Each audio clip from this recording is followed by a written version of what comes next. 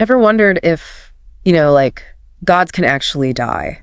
It's kind of a weird question when you say it out loud, right? Yeah, it's not something you think about every day. But it's something people have been debating for, like, forever. Definitely. And there's this YouTube video from Truth Seekers Cosmopolitan, and they go deep into this whole thing, like whether angels and these celestial beings, can they actually die? And they look at it from a biblical perspective, which is interesting. Right. Like, what's the Bible actually say about this? Exactly. And what's wild is they start with just this one verse from Psalms. Oh, yeah? Which one? Psalm 82.7. Okay, I think I remember that one. It says, "You are gods, but you shall die like men and fall like one of the princes."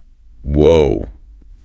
That's pretty direct. Right. Like, hold on. Even if you're called a god, you're not off the hook. That's where understanding the original Hebrew, it gets really important. Oh, how so? So the word they translate as gods there is Elohim. And Elohim, it can mean a bunch of things in the Bible. Sometimes it is talking about the one true God, but it can also be like powerful beings, judges, even just humans in charge of stuff. So it's not always a capital G God situation. Exactly. It's way more nuanced than that. Wow. Okay. But even with that, this verse still makes you wonder if these gods, whatever they are, if they can die, what does that even mean about death? And how does that relate to, like, angels? It's a huge question.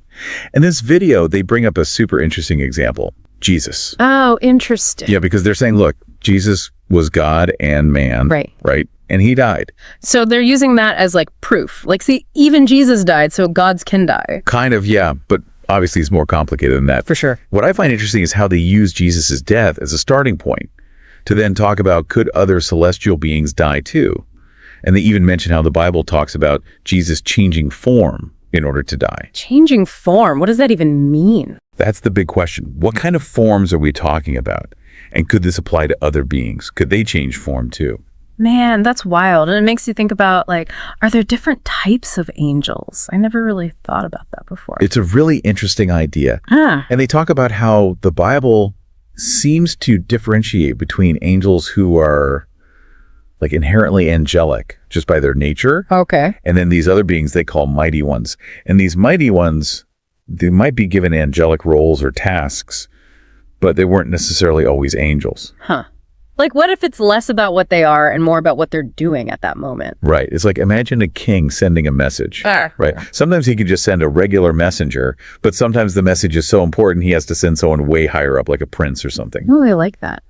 The importance of the message determines who delivers it. So in that example, the prince, he's acting as an angel, a messenger, but he's also still a prince. Man, that is really interesting. But what really got me was when they bring up this verse, Jude 1.6, it talks about angels who abandon their position and they're reserved in chains. Like, whoa. Yeah, that's intense. Is that supposed to be literal? Small? Both. Right. It's kind of ambiguous. Totally. And what's cool is they connect this idea of abandoning your position to the whole concept of the fall from Genesis. Oh, interesting. Like, is there a connection between a being angel, human, whatever, straying from their true nature and that somehow making them, I don't know, vulnerable to death? Whoa, vulnerable to death. Can you imagine? And we're talking about angels here. It's a pretty heavy concept. No kidding. It really makes you think about free will, like even for these beings that seem so far beyond us. Totally.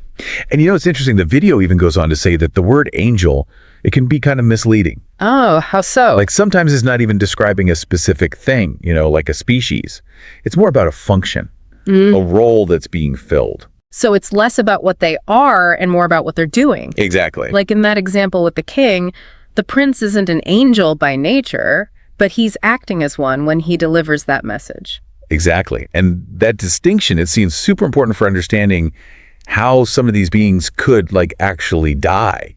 It's like if they abandon their purpose, their true nature, maybe that's what makes them vulnerable. So even the most powerful beings, if they stray too far, it's like they lose something essential. Right. And it makes you wonder what we even mean by immortal anymore, No kidding. And the video, it even suggests that it's not just angels, right? Like all sorts of beings mentioned in the Bible, principalities, powers, even like death itself. Oh, wow. Yeah. It's almost like they're suggesting this whole cosmic playing field with all these different players, and they all have their own like motivations and weaknesses. That's a wild thought. For sure. Yeah. It really makes you question what we think we know about the spiritual realm. Totally. One thing that really stuck with me was this whole idea of Jesus changing form to die. If we say, okay, maybe these beings can die, what does that even look like? Do they just vanish? Or is it more like they transform into something else? Right. It's a question that's been debated for centuries. It's kind of a mind-blowing concept. Totally. And the video, they don't have all the answers, obviously. Yeah. But it definitely hints at this idea that death, maybe it's not just this complete ending.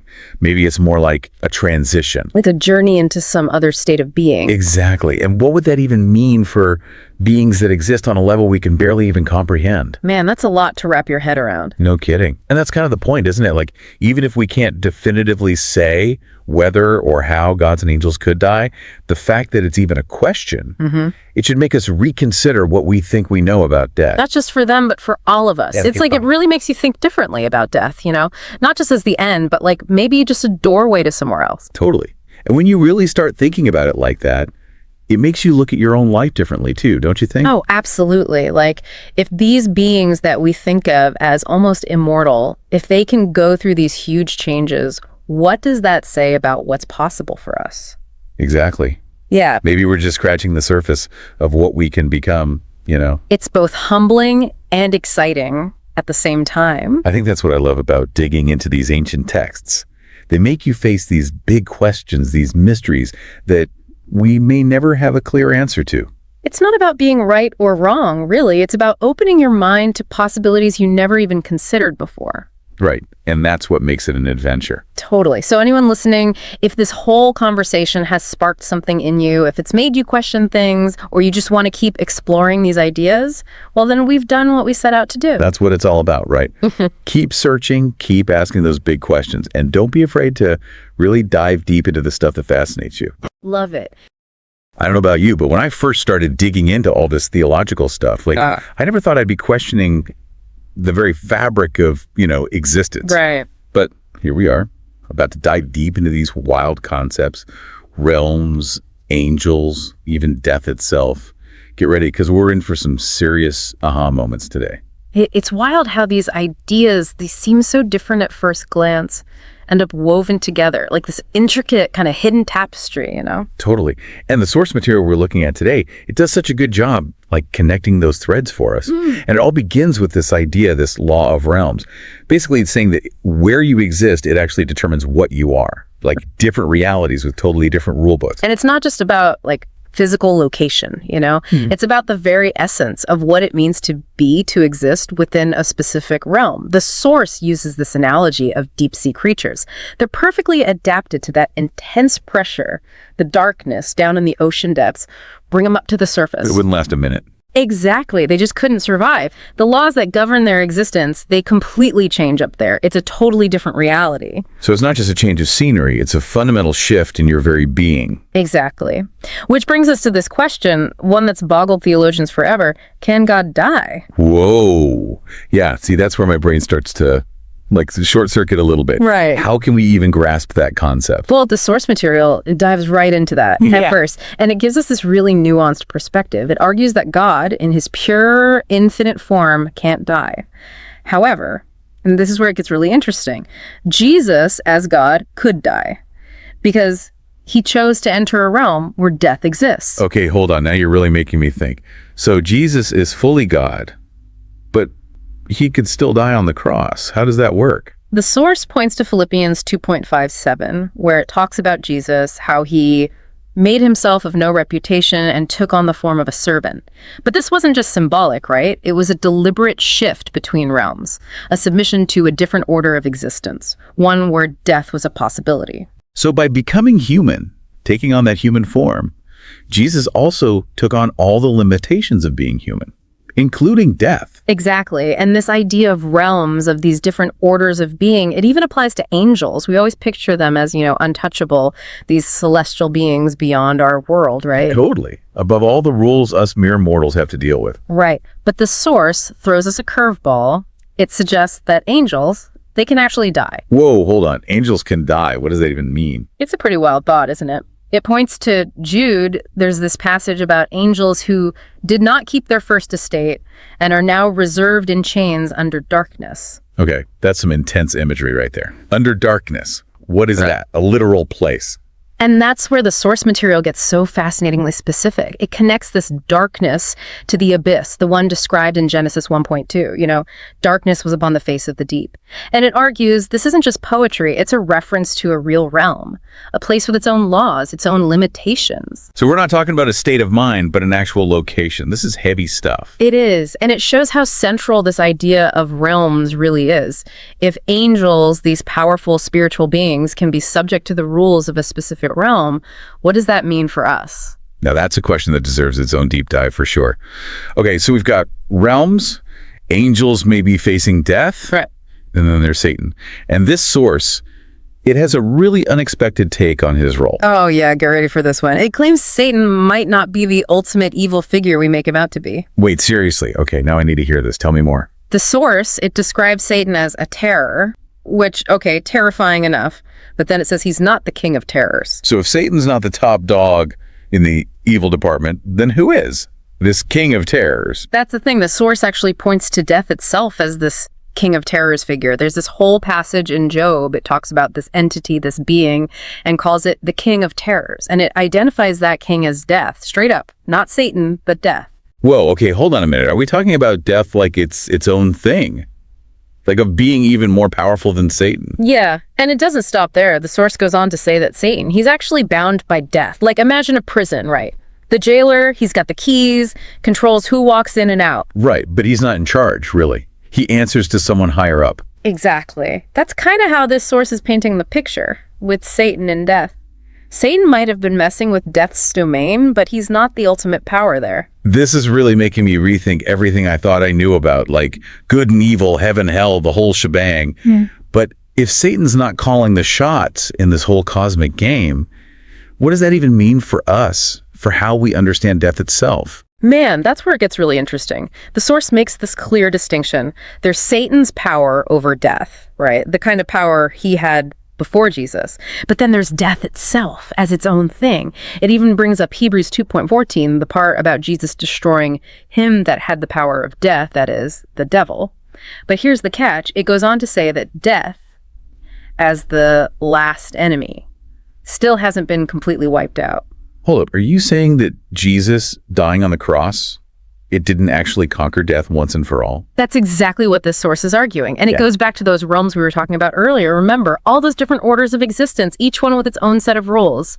Well, it's suggesting that Jesus' death, it shattered Satan's control over that realm of death. Like he took the keys back, but the realm itself, that place where death exists, that's still around. Okay, I think I'm kind of starting to get it. It's like Satan, he was lording it over death's turf, but Jesus showed up, kicked him out, took over. But that whole area, that realm where death hangs out, it's still a thing. Right. And that brings it all back to us. We're all under these laws of the realms, even the angels.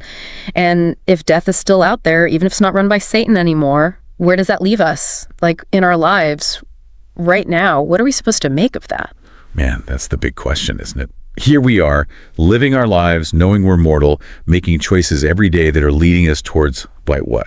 If it's not the end, if death isn't the final word, then what is? And that, my friend, is where this whole March to Zion thing comes in. This isn't just some abstract theology, okay? This is about you and me. This is about the journey we're all on, right here, right now. Okay, you've got to tell me more about this March to Zion. Where are we marching to, and what's the point?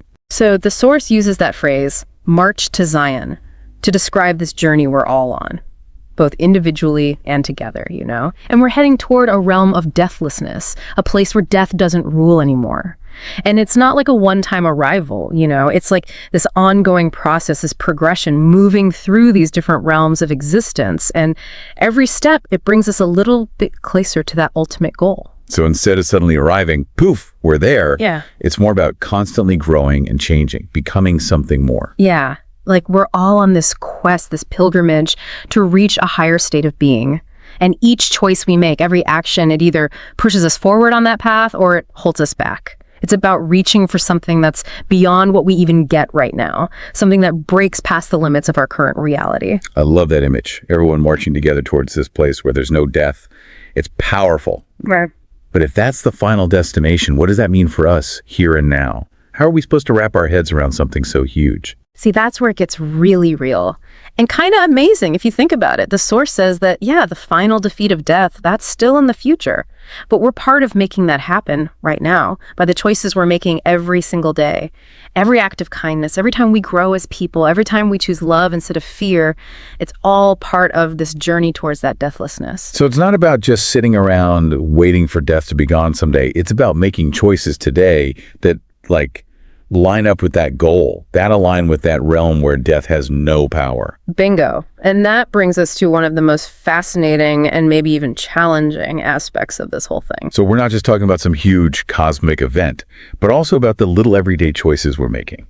It's both at the same time, huh? It is. It's that strange balance, and you see this idea that the choices we make as individuals, they reflect something much bigger in a lot of spiritual traditions. This source, it's really pointing out that reaching that deathless state, yeah, it's a huge deal, but it's the journey, it's the choices we make along the way that really matter. That's what shapes us. So how do we even begin to march to Zion in our own lives? Is it about doing specific things, or is it more about changing how we see the world? That is such a great question, because it gets to the core of what this source is trying to say. It's not about checking off boxes of good deeds. It's about this inner awareness we're cultivating, this constant push towards that higher realm, realizing that every choice, even the small ones, they can either move us closer to that goal or they can hold us back. It makes me think of that quote, I think it's Heraclitus. No man ever steps in the same river twice, for it's not the same river and he's not the same man. Every choice, every step on this march, it changes us. Exactly. And this source, it emphasizes that by reminding us that even those angels, right? The ones we see as super spiritually advanced, they're not immune to the weight of choices. They face temptation too. They can stray from their path, and there are consequences. It really flips the script, doesn't it? Thinking that even beings in these higher realms, they still struggle with choices and consequences. It actually makes our human struggles seem a little less, overwhelming. Like, we're not alone in this. Right. And it reminds us to be compassionate, don't you think? If angels can stumble, it should give us all a little grace for ourselves and for each other. This whole conversation has been, I gotta say, pretty mind-blowing. We started with realms, then tackled death itself, and now we're talking about this march to Zion, this constant striving for something beyond death. It's a lot to absorb. And honestly, we're just skimming the surface. That's what's so cool about this source material. It doesn't give you all the answers tied up in a bow. It wants us to keep asking questions, keep digging, to see these big theological concepts, not as fixed rules, but as living ideas. Ideas that can guide us on our own journeys of discovery. It's a good reminder that we're not just watching this whole cosmic story unfold. We're in it. We're writing it with the choices we make. The paths we choose, they matter. So if angels, with all their, angelicness, are still bound by these laws of realms, what does that tell us about what we're capable of? How much we can grow, how much we can change, how much we can transcend the limits of where we are right now? It's something to think about as we continue our own very personal march to Zion. It really is. And who knows what amazing things we'll find along the way. That's the exciting part. So until next time, everyone, keep exploring, keep asking those tough questions, and keep on marching towards those infinite possibilities.